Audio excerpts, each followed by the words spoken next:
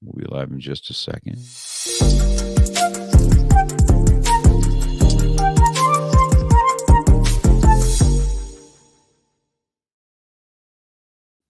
All right. Good morning. Good morning, Lizzie. How you doing? Good morning. You I good? am great. Happy You look Monday. good.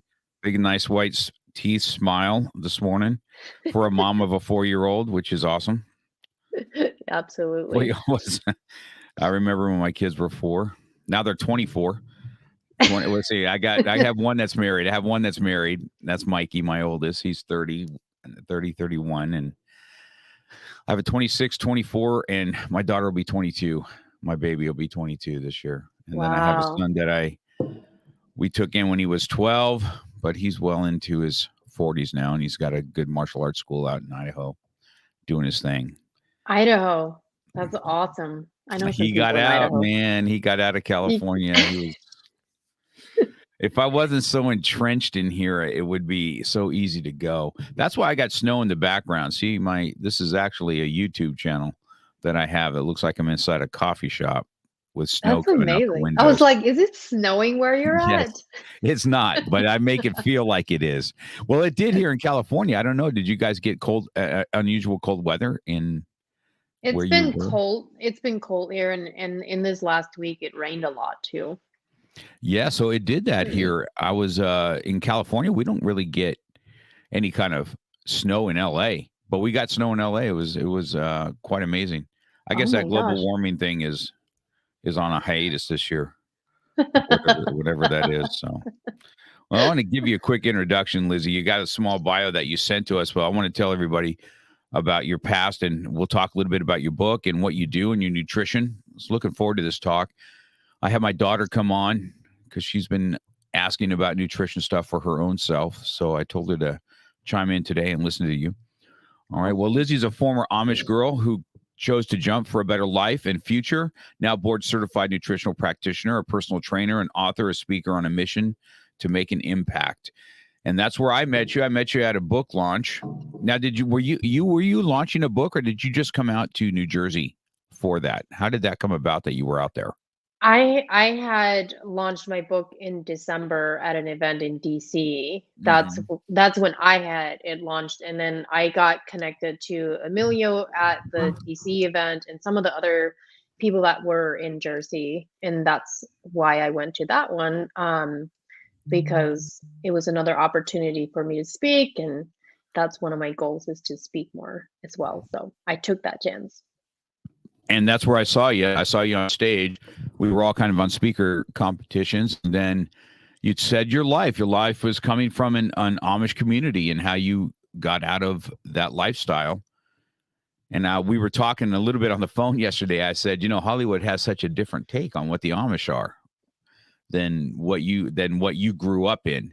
So let's talk about a little bit about what that was as a child and what made you want to kind of go get out. And let's talk about how that was. What was it like growing up in there? What's the good, the bad, and the ugly of the Amish? Absolutely. Well, there's a lot of good to it, and we'll talk about that.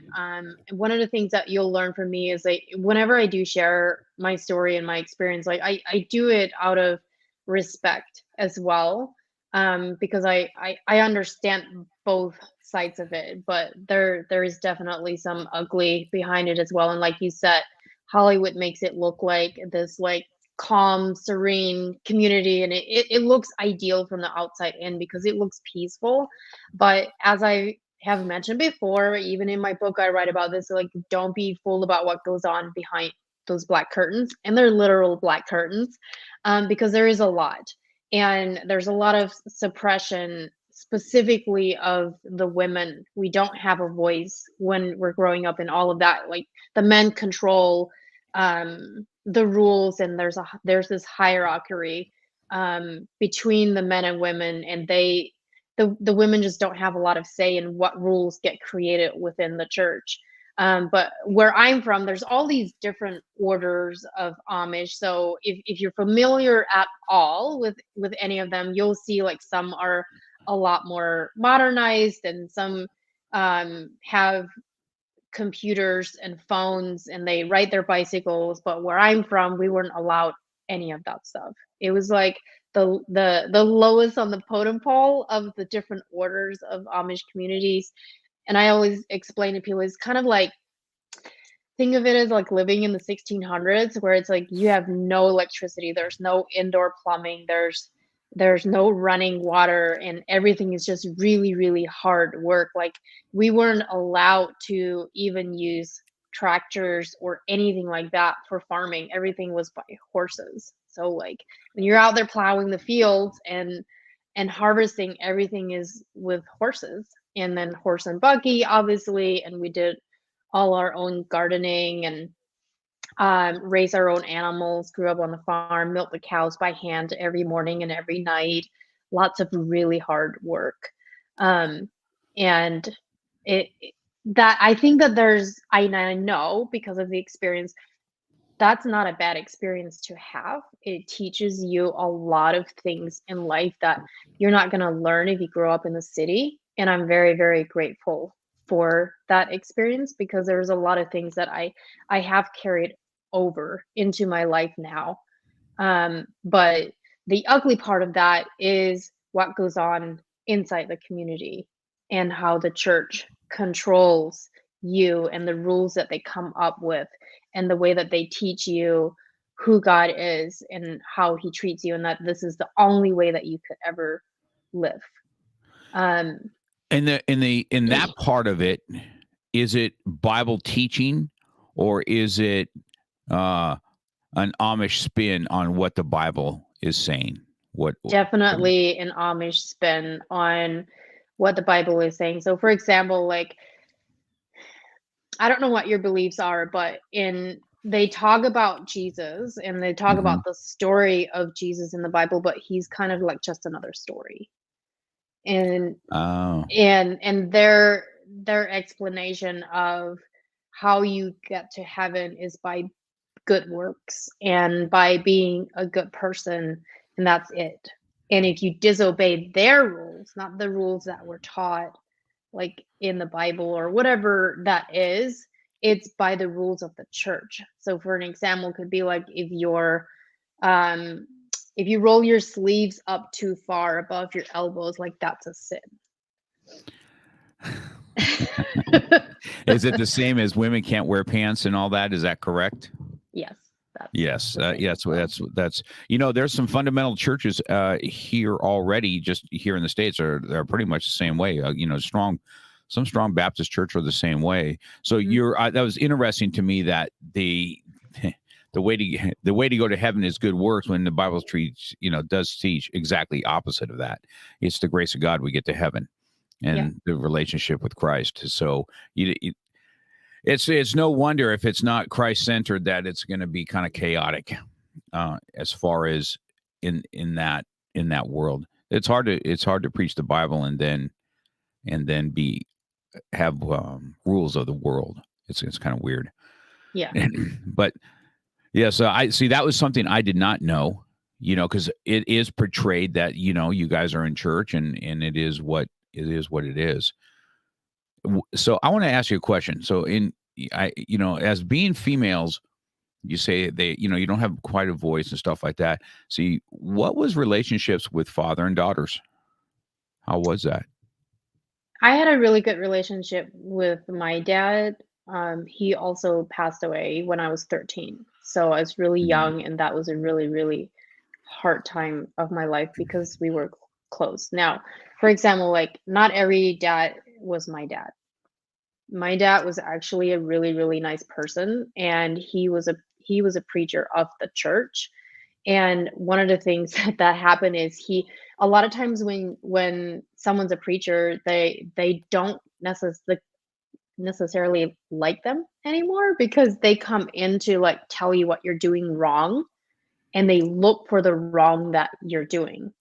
But my dad was different, and he started to become a favorite of people within the church because he wasn't that person. And he showed a lot of love and grace to people, and he wasn't there to tell them like what they're doing wrong. So that's who he was, and that's who he got remembered as. And I truly believe that he had Christ-like love in his heart, because that's how he treated people. So the relationship between me and my dad was really, really close, and I know that he's in heaven, and I know that he is cheering me on now because of what I know now. But I can't really speak for a lot of other, like, daughter father relationships, other than there's a lot of abuse that happens within the community. And so I know that those things happen a lot between fathers and daughters as well. Yeah. That's awesome that at least you had that relationship. I thought about some of the stuff after we got off because I know that part of what you talked about, and I didn't know that your father passed as a young lady, and I am sure your Mm. dad is cheering you on. My daughter is what changed me. I was pretty hardcore. I mean, you around me for a minute, you can tell I'm kind of a no nonsense guy. I got a big old heart, but I'm a big old teddy bear. But I'm a no nonsense type of guy, and had raising sons, and bam, my daughter comes along and completely I had to change. I had to change everything. I'm like, my sons like pop off. It's like, man, you better watch your mouth. But my daughter, we have to talk about things, and this we, there's a lot of tears, and what's wrong? I don't know, and I'm like, I can't fix nothing. I don't want nothing fixed. I'm like, oh my goodness. So it was definitely something that changed me as a man for sure is Yeah. my daughter Yep. 100%. So I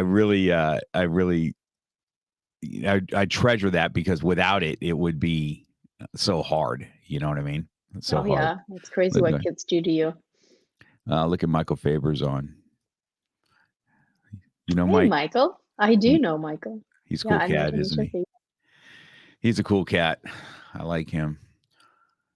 I do want to grapple with him though. The I tell him that all the time. So I want to see what it was like. I listened to a lot of what you're saying right there, and as far as it's funny because I am a Christian. I'm a strong Christian too. If you read my book, you know that I started my martial arts school at a church. I don't know if you know that as a ministry. I I started did not teaching know martial that. arts as a ministry at my church. It was myself and my brother. My brother now he's got a master's degree in apologetics. He was a pastor of our one church here for many many years. Right now, he works with Zoe, which is human trafficking. Mm, Here, this is what my brother's been a police officer for the last 28 years, also a reserve officer. So, and he runs the human trafficking side of Zoe, and so we started this together. Three of us did, and this is where I started. But I'm telling you, listening to what you're saying, just as a Christian guy, right? The church does the same thing, man. It's not just the Amish, man. Christians have a way of being super judgmental. mhm. It's super, I could even remember back in the day kind of getting in that, right? We're looking at all this, what they did, or, it's always like, I can't believe he's doing that, or, you know, I mean, God's pretty clear, you can talk about others when you take the plank out of your eye, so it's not just in the Amish community that happens, you know, No. and it's a huge turnoff to people when they come to the church. You find the right church that meets you where you're at and let God do his work. I mean, that's the way it has to be. And even that's hard. Our church now that, there might be some things you didn't know about me, but one of my black belts has a church out here, but it started in my studio. We started the church in the karate studio. And then he was able to go next door to the bar because I have a bar right next to me. And he negotiated to be able to preach on Sunday mornings at the bar. And then the kids program was here at the church. And then, of Wow. course, it grew to go into a school to eventually they have a big building and feeding thousands of people that are homeless. And you get that kind of element that comes to your church. It's really easy to be judgmental. Mhm. I find myself doing it all the time. I'm head of security at my church. So I'm always looking through a different lens. You know what I mean? I'm always looking through some kind of cop lens and so it's hard to have that loving. So even though I hear what you're saying on that, I feel the same thing. So those that are listening that know what I'm talking about, and I talk to my Christian brothers and sisters all the time. I said we need to know how to have a little bit of Jesus. You know what I mean? He was Jesus was awesome, Hmm. man, because he went against Yep. the grain, didn't care, and hung out with the pretty much the scumbags of society. He didn't really care about it. He was after those that needed him, not after those that wanted to be, the religious zealots of the time. So Well, I and I thought that always was tell people like there's a difference between being religious, and I can smell and see religion from a mile away because I grew up in it. And so right. Yes, there's ma'am. there's there's a difference between that and your relationship with God and the spiritual side of things. And you're absolutely right about what Jesus did. Yes. He went and he hung out with them and he loved them no matter what. And Yes, that's it what we're was supposed to do. right. It was good. Well, I'm glad. I think you're right too. I think I'm listening to you talk about having to get up in the morning and hard work and all that kind of stuff. It is such the opposite of what I see today, right? Mm. And of people, you know, I was. This just happened here. I've got people that own schools now, right? That's what I do, right? If they want to own a martial arts school, I'm going to teach them how to make money in the martial arts and keep the integrity of the art strong and be a good service of your people and be able to have the door stay open so you can change lives in the community by the thousands. This is what I've done. This is what I've learned. But on the same token, they just don't want to work, man. I'm telling you. I said, guys. I said when I opened up my school, man, it was me. I was doing pools. I was up at 6 a.m. cleaning pools until 2, and then I came to my business. I taught every class. I sold every program. And so I think the work ethic, probably what you learned there is what's going to fast forward you as an entrepreneur. There's just no way that it can't. Because I even tell my own son, the worst thing that ever happened for you, son, is that I built this thing to be successful, and you didn't have. You get to come in and ride the success wave. You didn't have to climb the mountain to make it. 1000%. So Yep. I would say that I would imagine you would agree that that is probably something. The work ethic that you learned being in the Amish has to be something that has propelled you forward. Absolutely. It's the one thing that I know that I'm extremely grateful for because here's the thing. When we when I was growing up, it wasn't a matter of when we do the work, it was a matter of getting it done. And so when what was expected each day other than a Sunday, Sunday was rest day, but Monday through Saturday, it was work day. And we did get to play a little bit, but it was like work before play. And Hmm. so when you got up in the morning, it was just what you did. You followed through, you took action, you didn't question. We didn't go, "Oh, I don't feel like doing that, so I'm gonna go like watch a movie or a show because I don't feel like doing it. I don't feel like getting up, so I'm gonna sleep in today." No, actually the cows are waiting in the barn and they need to be milked because there's milk to be gathered because we need to sell the milk to make money and we need milk to provide for the family. So the discipline and the follow through is what you learn. You just do. And so I explain it in this way is I see that all the time in the entrepreneur world specifically where people say, "Hey, I want to build this amazing thing. I want to create financial freedom. I want to have my business thriving." But they're not willing to put the things in place and do the work and get up and be accountable to themselves. Because if you're an entrepreneur and you have a business, you have to be accountable to yourself. And Yeah. you have to say, Yes, "All yes, right, ma'am. Hmm. I got to get up and it is up to me to do it." And so in that field, like you can't say, "I'm going to just do it tomorrow. I'm going to push it off. I'm going to do it tomorrow." You're going to have to be disciplined enough to follow through with it. And, I had someone ask me recently, like, what made you be able to create and do what you've done and where you're at now? And I said, in the beginning, it was oblivion. Like I was actually oblivious to some of the things that actually go on in the world and what may hold me back in all the what ifs, because if I aligned myself, and I did, with the right people that were willing to help me and show me, and they said, no, this is what you need to do. I said, okay. And I go and do it. And it's that follow through and trusting, like, whoever's is trying to help you is putting things in place, and you just say, all right, they told me that this is what I need to do to set myself up and to be successful.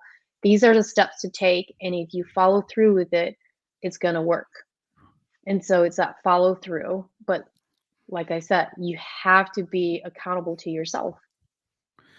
Yes, ma'am. I think that for sure that's something that is, and I listen to it because I'm at fault in this in my own children's life, not wanting them to have to work as hard as what I did. It's probably a mistake, So I decided that,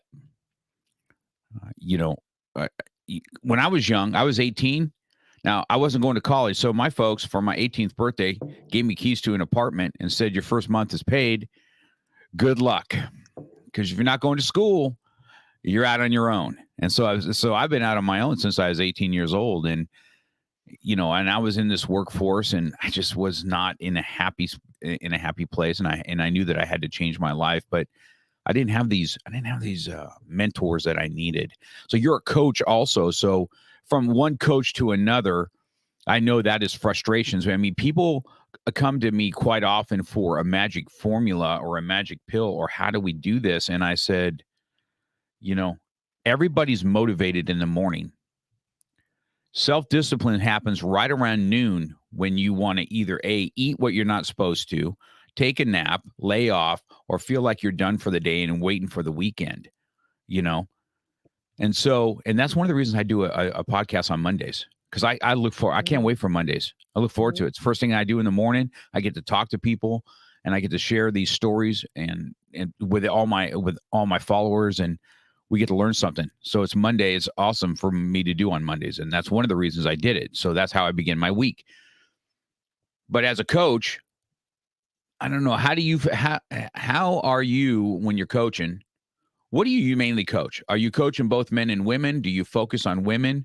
What does your coaching do? Who do you work with the most? Absolutely. I primarily work with women. I do work with some men here and there, but my main focus is women. And I work in the functional. I'm also a personal trainer, so that's actually where I started, as a Mhm. personal trainer, and then I continued my education into holistic health and then functional nutrition.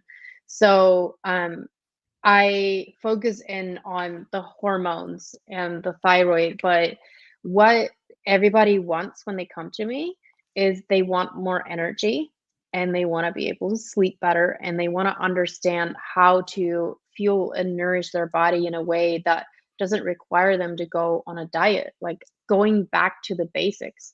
And I teach them, like, you don't need to go on a diet in order to be healthy. In fact, most diets will actually make you more sick and more confused.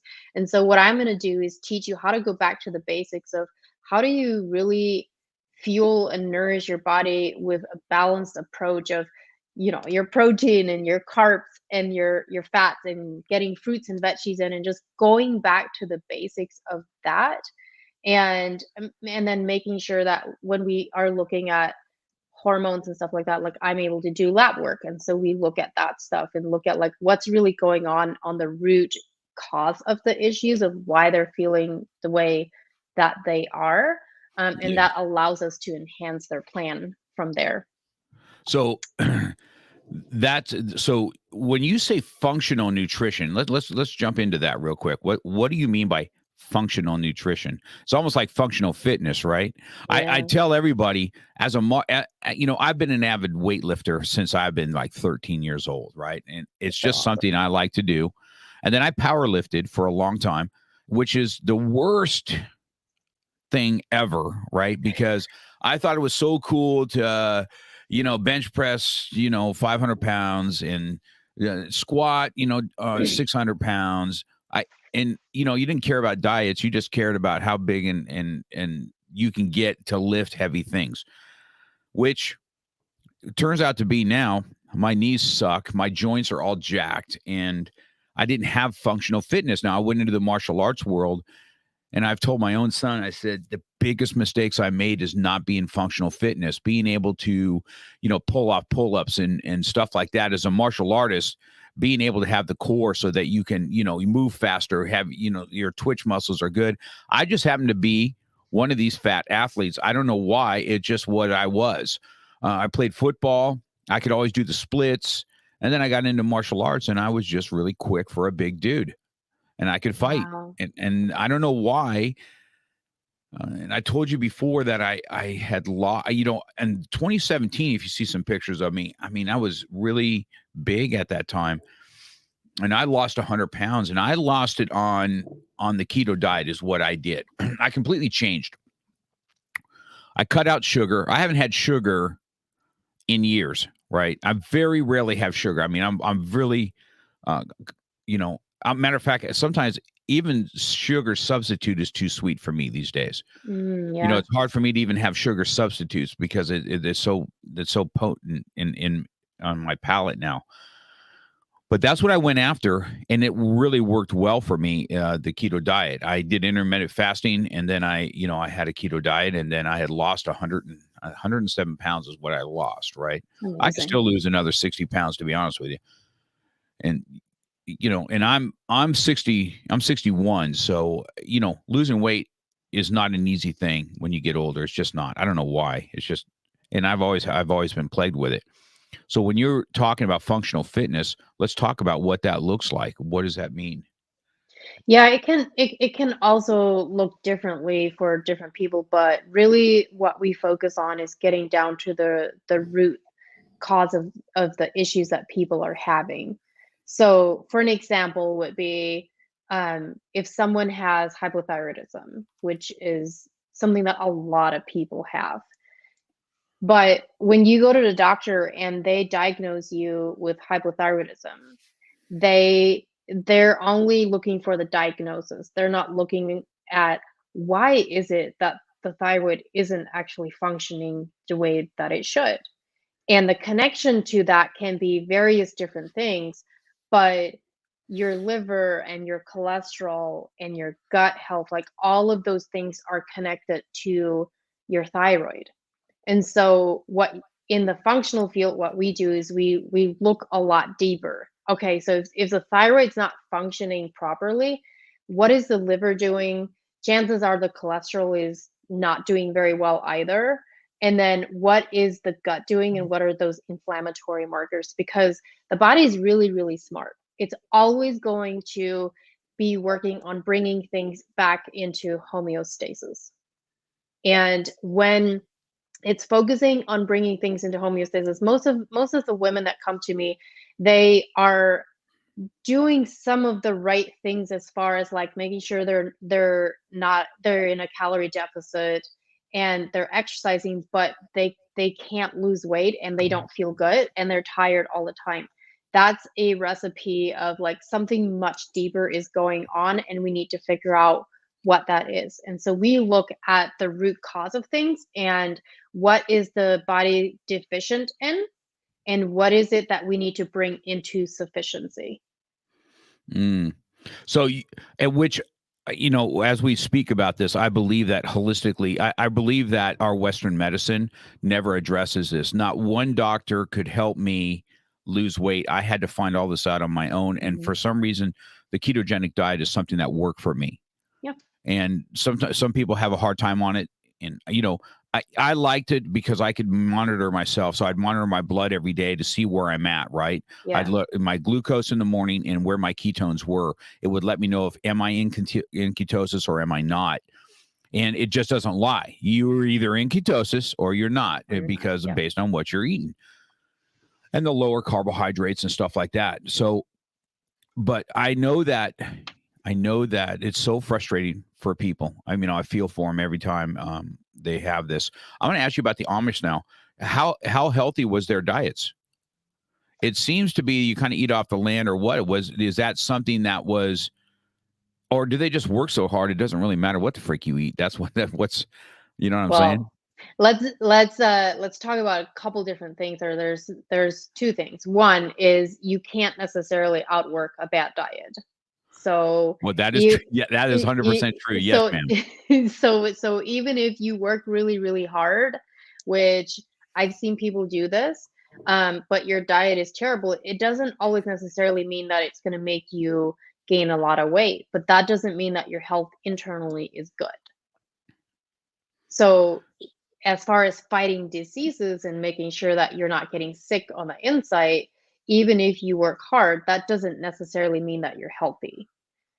And Yes. then the second piece to that is you would think that they're healthy because do grow our own animals, do grow our own, have our own vegetable gardens, and my parents had an orchard, so we had our own fruit. But and we should, like, they should be healthy, but it's how they preserve their foods and how they cook their foods. So there's lots and lots of sugar. So for an example, we preserved our own meats and fruits and vegetables. So fruits and vegetables we preserved and canned them in the, and the way that we would do that is you take, let's just take like a quart of peaches, for example. If you have a quart of peaches and we want to preserve that, we put a half a cup of white sugar in it and then water, and then you preserve it by, um, I think it's called cold cooking or pressure cooking it so that it seals. There's so much sugar in there that the water gets syrupy. So it's just pure syrup. So there's a lot of sugar like that, and then they fry a lot of their food with butter and flour and that kind of stuff. And butter's good for you if you use it the right way and if it's good quality butter. But a lot of fried foods, a lot of heavy foods, and then we would bake fresh bread every single week. We would bake pies every week. We have cookies and cakes and like all of those things. So lots of sugar and lots of fried foods. Amazing. So you would once again, it's one of those things that you look like, well, these guys got to be. I mean, they're got to be healthy as a horse because they, all they do is get up at the crack of dawn, grow their own food, eat their own things, and it's quite not what it is on the outside. Now, is fitness been something that you always have had, or is fitness something that well, how old are you when you left? Let's talk about how you left real quick. Yeah. So I was 19 when I left, and I'm gonna back it up just a couple years. I have a twin sister, and I have 18 siblings as well. So when my twin and I were 17, we ran away for 2 days. We were the first ones in the Ah, family that to run away. So we left. And when someone leaves from that community, it's they mourn you as if you died. It's that bad. And so 2 days in, my twin was like, I can't do this. I don't want to do this too, because our dad wasn't there anymore. So it was my mom with 18 kids at home. And well, I think maybe by then there was a couple of them married. I can't remember.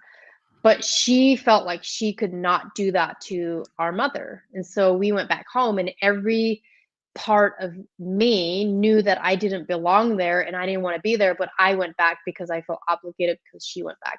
So I told her the following day, I said, listen, I'm not going to stay here. I will leave again eventually. And she says, I'm not staying either, but she's still there and she has 10 or 11 kids. So she stayed yikes. there. And so 2 years went by, and I ended up becoming a member of the church. I got baptized in the church. I was a member, which then also meant they had more control over me. And this entire time, I'm thinking, I know I don't belong here. I just didn't know how I was going to get out. There was no plan. I didn't know. And I was also at that point in time, by the time I was 19, I was dating a guy from New York and I lived in Ohio. So, and we would only see each other like a couple times a year. Other than that, like we would write letters to each other. Ah, mm-hmm. There was no phone calls, there was no texting. It was writing letters like the good old days. That's correct. And and so when I was 19, at this time when I left, I was working at my oldest sister's house. She had just had a baby. I was there helping her out. And it was my turn to deliver a letter to the mailbox for my boyfriend in New York. So I go to deliver the letter. And when I get to the mailbox, there's a note in the mailbox from him addressed to me that said, "Hey, my sister and I and her boyfriend drove down from New York yesterday. We left the Amish. We ran away. If you want to leave, we'll come by here tonight at 10 p.m. and we'll pick you up." And I This is a movie. snapped my See, this is fingers. like a movie. Mm, Uh, yep. And that's what you did. That's how you left. That's Never how I looked left. back after that. Nope. I snapped my fingers like a second and I said, "I'm leaving." I didn't even question it. Now, mind you, at this point in time, I also knew that my twin sister was planning on getting married 6 months later. And so I had from noon until evening to figure out how I'm going to leave. Do I tell anybody?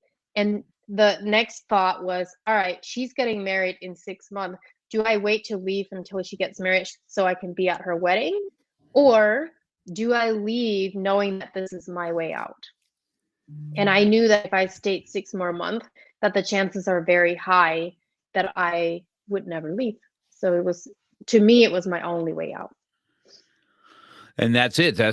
Never look back. Is that who you married?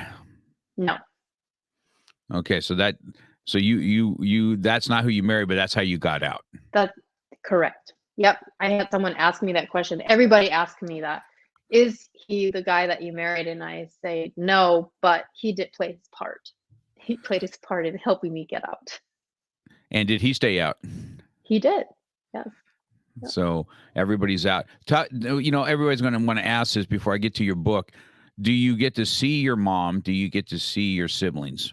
How does that work? Yes. So my mom lives in Ohio. I live in Arizona. When I lived in Ohio, I would go see her every few months, and it took a while to get to a place of her being okay. But now I typically go back to Ohio once a year, and I'll go see her. As far as there's four of us that left, and we see each other, we talk. But as far as any of my siblings that are still in the Amish community, I rarely ever see any of them. I haven't seen my twin sister in over 10 years. Wow. Yeah. Now, so you say they have, your sister has 10 kids, or what does that look like? Does she have one husband? Is that how the families go? Is that correct? Yeah. Yep. One That's it. husband, one One spouse. husband Hmm. and a lot of Yep. kids. And a lot of kids. Yep. That's is it. Your twin sister, do you get to speak with her, or do you and just not see her, or you haven't even got to speak with her? I haven't spoken with her in over 10 years. Yeah. Wow. Yeah, that's hard. That's hard. Well, then again, we could have siblings and not speak to them right next door to each other, to be honest with you. Absolutely. I keep trying to tell my own kids that, they're always fighting with each other. I said, let me tell you something, man. You better be lucky you have each other, because when push comes to shove, that's all you got. Yep. So that's good. Well, let's talk about your book. Why don't you tell everybody what your book is called? Yes, my book is called Escaping My Reflection, A Pilgrimage from Suppression to Freedom. And what I do in that book is take you on a journey from when I was in the community to what led me up to leaving, and what that entire process was leaving, because when I finally did leave, I actually jumped off a 15-foot roof. So you get to read about that in the book and what that whole process was like. And then the journey beyond jumping off the roof and leaving, because when I left, I had $20 in my pocket. I had no social security number and no job. I didn't know where I was going to live. And so I figured out how to move forward from there. So you left with no money in your pocket. Is that correct? $20. $20. Yep. And you made it happen. I made it happen. Well, that's what's going to make you a success here today. I can tell you that. So the best thing my folks did for me is put me on a path to be on my own. They didn't call me or nothing. Put me on my own and forced me to get after it, which I did. I'm super thankful for that, for sure. So on your book, I just ordered it last night, by the way. I ordered off your website. So Yes. So I Awesome. ordered it last night. I'm looking forward to reading that. I'm on 75 hard. Right now I'm reading Up from Slavery, which is Booker T. Wow. Washington's book. Have you read that book? I have not. Oh my goodness, this is a good book. Up I'm from really slavery. Up from Slavery, and this is Wow. you will relate to him really well if you have not read the book. You don't hear much about, I'm always surprised you don't hear much about it, but his leadership qualities and how he got out of, because he was, he was during slavery, and then he was there when the emancipation happened, and his life and what he did. And he talks a lot about, the hard work and what it was. But if you haven't read the book Up from Slavery, I would super encourage that. So you'll relate to him really well based on the stories that I'm hearing from you. So I'm looking forward to getting your book. And once I read your book, then we'll have you back on, because then we're just going to talk about the book, because I'll have questions. I'll mark up the book and have questions on it. I wish I could talk to Booker T. Awesome. Washington, but he died in 1878. So, Oh. so, but he was definitely something. I've told everybody, you got to read this book, and funny thing is, I listened to it on a podcast first. Jocko had it on his podcast. He does these books, and where he goes through the book and then he talks about the book, right, as he's going through the book. I've always Yeah. wanted to do that with guests. So that's on my second half of this year. We're going to take all these authors and books that I read, and we're going to have you back on, and we're going to go over that book. That's awesome. So those of you guys are listening, if you haven't, this is your website right here that you have right by your name, right? LizzieEns.com. Yeah, LizzieEns.com. If you guys are only hearing this on audio, it's LizzieEns.com. Okay, if you guys are on audio, because once all our podcasts go audio, I'll make sure that people have that information on my website also for you. Awesome. Once it goes audio. Okay. So let's go into the nutrition part. Now you've wrote the book. What made you get into the fitness side of what you're doing? Because you say you're a fitness coach and a nutritional, right? Mm-hmm. So you're a personal trainer. Let's talk about the fitness journey. Let's talk about how that came about. Have you always been pretty fit? Is this something that you always have been, or is this something that you learned?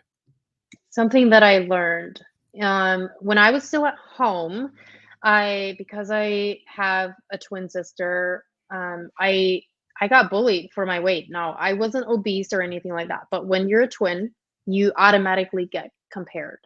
And I was always the bigger one out of the two of us. I was bigger when we were born, and I was slightly overweight in my early years into my early teenage years, and because of that, I got bullied a lot. And so in my early teenage years, I decided to change that, and I went into extremely unhealthy eating habits of starving myself and doing all kinds of things to try to shrink my body and make myself as small as possible. And it became this competition between my twin and I. And finally I got to this place of, oh wow, I finally weigh less than you do, and I'm smaller. And I would physically make myself smaller when I was sitting in chairs because I wanted to look smaller. I curl myself up to make myself look smaller. So I created this incredibly unhealthy relationship with myself and my body. Extremely unhealthy, which also led to a lot of health problems when I was 16 or 17. I had a lot of health issues that my mom didn't know how to help me. And eventually I got out of that. And then when I left, I got introduced to fast food and microwave foods and lean cuisines and all kind. And I'm like, this is amazing. I don't have to cook. And all of a sudden, 10, 20 pounds later, I'm like, this isn't working either. And so from there, I got introduced to dieting. I remember I actually worked at a nursing home as a nurse's aide for 5.5 years. And while I worked there, I got introduced to different kinds of extreme dieting from coworkers. So I would jump on these diets and quickly lose some weight. And then when I would get off the diets, I would gain the weight back or still have an extremely unhealthy relationship with myself and food. And so eventually I got introduced to running, and I was cleaning house for this lady, and she was a marathon runner, so she introduced me to running. And that was the beginning of me getting into fitness. And during this same time, I decided to go study for my GED. And when I was studying for my GED, my teacher was so amazing, and she was the first person ever in my life to go, "Lizzie, what do you do? What do you want to do with your life? What goals do you have? What is it in the future that you would like to do? Do you want to study something? Do you what do you want to do?" And I had never been asked that question before. It's not something that we were asked when we were growing up. So Mhm. at that point in time when she asked me that, I couldn't answer her. I didn't know what I would want to do. And then I remember I was working at this nursing home. I was in a patient's room and caring for her, and I had my back turned towards the TV. And this commercial comes on, and they're talking about nutrition. And for some reason, as soon as I heard the word, I turned around and I looked at the commercial and I pointed at the TV and I said, "That's what I'm going to do one day." Ah, it's And good. that was the beginning. I still remember that. I didn't know how impactful that moment was going to be, and now I realize. So from there, I eventually studied for personal training, and that's where I started in that field. And when I became a personal trainer, within the first year, I started to realize there's so much more to health than going to the gym and working out, and there's a missing piece here. So I started to study nutrition from there. So let me ask you, in your coaching, and especially with females, do you help them mentally? Are you able to kind of get into their uh, to their psyche of what it is? Because listening to you, most fat people were bullied. I don't know any that were not, including my sons. And then it's bullying comes in different forms, right? It comes right straight, like making fun of you. This happened to me. This is why I kind of am the way I am. I've told this story before. The reason I am the way I am is because of being bullied. And I wasn't the jolly ollie fat guy. I was the guy that would punch you in the face to Mhm. and I realized when I was younger, this started probably in ninth grade. Just like you, I wasn't obese by any means, but I don't know. I was just always made fun of. Used to piss me off, man. And so I figured out when I was young, I said, boy, if I punch you in the face, you just keep your mouth shut. And so you almost become a bully yourself, to be honest with you, because you're so Well, you could freaking say, enraged. You know what I yeah, mean? you also kind of like the way that I see that I've done for myself, you almost become a bully to yourself because what I would do is go the opposite direction and say, well, if you tell me that I'm fat or whatever, I'm going to prove to you that I'm not. So I'm going to go completely the opposite direction and prove to you that I'm not. That's not Yes, something isn't I it? would. It's there's such a synergy with that because I shared a little bit about my own sons, right? My son Michael, my oldest boy, he also lost 100 pounds. You wouldn't even know it. He weighs Wow. 145 pounds right now, right? Wow. And he's just he completely changed his life. He was bullied big time. My son Daniel, I hear that you say that you came into running.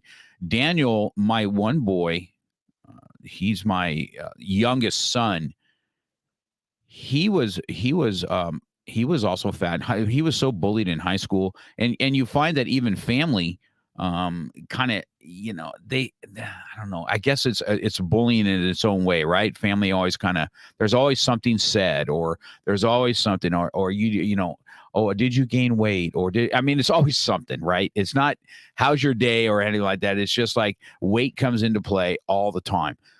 So I said to Danny, I told you before, I think Daniel started throwing up as a bulimic, and you just Oh, don't hear men doing that. My other son's the one that brought it to me when he first did it, and we try to find help for Daniel. It's very hard to find help for men, because men are just not supposed to be doing that. But he became a runner. I mean, he runs like the wind now. He's been in, he's lost all his weight too. He's even smaller than my oldest boy. And he loves to run.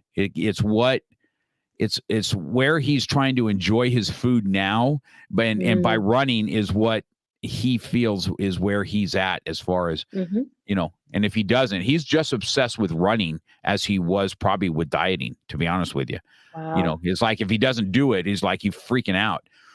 And so, because that's what probably helped him lose and keep his weight off. So, listen to you say you went through bullying and stuff like that. It's such a prevalent thing. People are brutal anyway. And sometimes it's your own family is the most brutal, to be honest with you. Yep. Yep. And so, I get all that too, because that's in my world, that's in my wheelhouse. And so listening to you say it, and I really feel for females, females that have to go through it. It's even more brutal for them. A guy can be kind of overweight and stuff like that and still have this, this macho-ness to him, that weightlifter, he's tatted up or whatever. And it's not as prevalent. But when a female does it, it's just, it's hard. I feel for him. I have it here all the time. I'm very conscious of people that come into a studio that feel like they want to change their life, but they don't. I always hear it all the time. I'm sure you hear the same thing. I got to get in shape before I come and take class. No, man, you got to Mm, come to class and let the process happen. mhm. You got to be in a safe place. You don't have to be worried about being judged in the studio, because I take all them under my hands. Michael's the same way, just because we've had these issues of weight. And I've had a lot of people here with it wanting to have surgeries or whatever they want to do. And it's hard. It's hard. It's hard. It's heart wrenching. Even when I heard that's what you had to go through, right? A comparison to your sister all the time, or what it was. And but it's good. I also, I have to applaud you on the same token, because a lot of trainers don't know what it's like to be fat, right? Mhm. I could not stand being with some trainers sometimes, and they say, well, you just got to do this, or it's easy as this. And it's okay. Have you had to do that? No, you just had these natural genetics and you look like a freak, you know what I mean? A freak of nature, but you don't know what this is, or what I've gone through here and what it does to me mentally. Yeah. And and I don't know. I don't know how much is it mental when you're coaching as it is, you know, as it is The for what physical they have to parts do, of it. physical part, right? I mean, how much mental coaching are you Oh happening? man, it's a lot. And I wanna talk a little bit about what you were saying about someone that is a trainer and they've never actually experienced like being overweight or obese or anything like that. I can almost guarantee you that most of them still don't have a healthy relationship with themselves because Uh, they haven't had to go in here. that's an interesting take. Yes, ma'am. Hmm. And I can say that because I'll follow up with something on that. But I talk about these specific things with my clients all the time. I tell them, listen, it doesn't matter how much weight you lose if none of this stuff over here gets taken care of. You could go lose 100 pounds and still feel like shit about yourself, Hmm. and your energy could still be completely in the pits. You're not sleeping and you don't have a healthy relationship with food. And so in order to make this over here last, if you want to lose, 50 or 100 pounds or whatever that is, we have to work on these things over here. And one of those things is the relationship that you have with yourself as well. Shoot, I have a coach myself, and he asked me recently, he goes, Lizzie, if I were to snap my finger right now and you were to gain 50 pounds, what would you do? And my first response, which is something that I've learned to do, is say what first comes up. I said, I make you disappear off that soon screen. And he's like, I got you. Now I understand. And it made me realize like there's certain parts of me that hadn't healed yet, that I still didn't love myself enough to be okay. Like, God forbid something happened. Let's say, I got laid up or whatever it would be, and something like that were to happen. Would I still be okay with myself? Would I still love myself? Would I still speak kindly to myself? Because that is part of the journey as well, is It's the same idea as like if you're not in a relationship and you're like, oh, if I just get into a relationship, I'll be happy. But the reality is you have to be okay with yourself and you have to be happy being with yourself and being alone without the other person coming in. That doesn't mean that they can't enhance your life and make your life better, but like you have to be okay with the relationship that you have with yourself. And that's the piece that a lot of people miss is that who are you really? Mm. And are you happy with who you are? And would you want to be in a relationship with yourself? It's interesting. Really good take. Really good take. Yeah, that's interesting. It's interesting that you have a coach for yourself too. I think that's yeah, that speaks volumes too. People need, I have mentors and coaches. I don't speak a lot about this stuff too, but there's stuff that I still deal with this on a daily, just so you know. I mean, I know when somebody comes into the karate studio, I am not your typical looking karate guy. Okay. I'm not the, I'm not the typical until you have to work out with me. And then there people are like, wait a minute, uh, you really move quick for a big guy. And I'm older on top of it. Right. So now I'm the old guy, right? I'm the old junkyard dog. But fitness has always been something that I've enjoyed. I've enjoyed lifting weights forever. I've always liked it. It's just, I can put radios on and I like hearing the weights clang Mhm. and everything about that. It's just something that I enjoy. So I think it's awesome that you have that. I'm glad to hear that you have a coaching. So if you guys are listening out there, especially on my followers, looking for a coach that has always been there and done that. Here's the thing, right? I tell everybody this all the time. If you want to have success in business, don't go ask somebody that's broke. Okay. So if you want to have success in a martial arts school, go to the ones that have a martial arts school that is successful. If you want to lose weight, go to people that's done it. Just the same as what you say here, But I've also found, even through my coaching, I don't know, tell me, maybe I'll get a little advice from you as a coach, right? How many people have you told what to do? I've done this so many times that it gets, I want things more than they want it themselves. And so they just, they want to talk, but they don't want to do, right? Mhm. They want to Yep. talk about everything and they want to get this all off their chest and it makes them feel better for the moment, but they don't want to do the work that you're telling them to do. Have you ran into that? Of course. I It doesn't happen a lot, but one of the things that I tell them is it's my job to educate them and it is my job to show them, but it is up to them to follow through and do the work because I cannot do that part for them.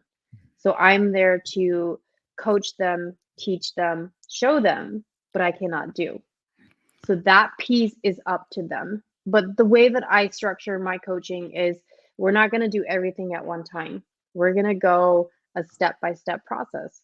And I'm going to start you out with 1 to 3 things that you're going to be focusing on and starting out. So if someone has not exercised in a long time or has never exercised, guess what their first part of movement is? It's walking. Right. And they got to get into the habit of a daily 30-minute walk. And most everybody that starts doing that, they start to love it because it's part of like their daily routine now. And I teach on lifestyle. How do we create something that is a lifestyle that's sustainable for you and that works with your work schedule, works with your kids' schedule, like whatever that is, but we have to create something that you can continue on doing beyond working with me. Yes. I 100%. So what you're trying to do is coach them past you is what you're trying to Mhm. do. We're Yep. trying to coach you so you don't need to call me. You need to, where you're trying to coach them to become the coach one day is what I try and tell everybody, right? Okay, I want to take you up to this point. Pretty soon you're going to be taking people up to that point and beyond because you're going to learn what it is that you want to do. So I think you're a powerful coach, man. It's right on the Mhm. money, man. I love hearing everything that you talk about here. I think that those that are looking for somebody, and you come from this background that's super unique. right? You got the goods and bads. You got the good, the bad, the ugly out of it, right? You've got this self-discipline that you've learned from hard work, and then you've escaped as a young person, so you've had to do it on your own, and then you've conquered stuff that's in your life, and then now you're here coaching others to do the same thing. Sometimes, Lizzie, I tell you, we're such in the middle of what we do that we don't really take a step back and look where we've came from to where we are, because we're always kind of working on ourselves. So I feel that you're probably that same way. I can just kind of feel the vibe from you. So I thought I'd give you a little bit of kudos from me that, listening to you speak, it's super motivating. And I think that you have great things coming in the future, and those that are looking for, I'm sure you can do everything over Zoom and everything else. It's not something you can't do your consultations, and Everything's virtual. Yes, that's awesome, right? That's the one thing that we've came over that from Zoom, from COVID. That's the one good thing about Zoom is we'll be able to, just like us talking. You're in Arizona, I'm here in California. I've had people out in South Africa on my show, right? Which is awesome. On the same token, it sucks. You know what I mean? I remember going, oh my gosh, I got to teach another Zoom class today, and I've got 30 kids on the thing, and I don't have them in front of me where I can have that command presence, right? And you got the mom in the background cooking food and the dog jumping in I was like, oh my goodness, it took so much energy when I was teaching Zoom classes, martial arts. I was wiped out. We had to take shifts, the instructors, because we could teach one class and we just mentally just drained from it. Oh yeah. So it's the good and bad of that. So I really enjoyed my hour with you. I'm looking forward to getting your book. Once I read the book, Lizzie, we'll hop on together and we'll talk about, I'll have some notes in the book for sure. When I read, I always kind of highlight and I take notes and I put Post-it notes in here so I can go back and look and tell stories about what I've read in the thing. So you'll be my next book on Up From Slavery is almost done. And I've got, 75 hard. This is Sandy. And now she's a friend of ours here. She's one of my students here at the studio. This is Sandy. She's awesome. Sandy, if you're listening, I want you on in April. She comes from human trafficking. This one, her story. Wow. She is awesome. Sandy is amazing. When I have her on my, I want her on my podcast. I'll reach out to you later here today, Sandy. As a matter of fact, I was going to do it the other day, but you're next. I want her on. These powerful women that come on, man, I love it. I think it's important to have them to be the role models for other females out there. I really enjoyed that. So with that being said, I want to say thank you for, being on the Beyond the Mat podcast with me. I look forward to the next chat that we have. And if you got any final words for us, why don't you let people know? Why don't you give them some coaching vibes? Absolutely. So if you're in a place of if you're in a place where you feel trapped and you're like, I don't know how I'm going to get out of this, you just got to make a decision. Like, listen, I know I don't belong here and I need to move forward.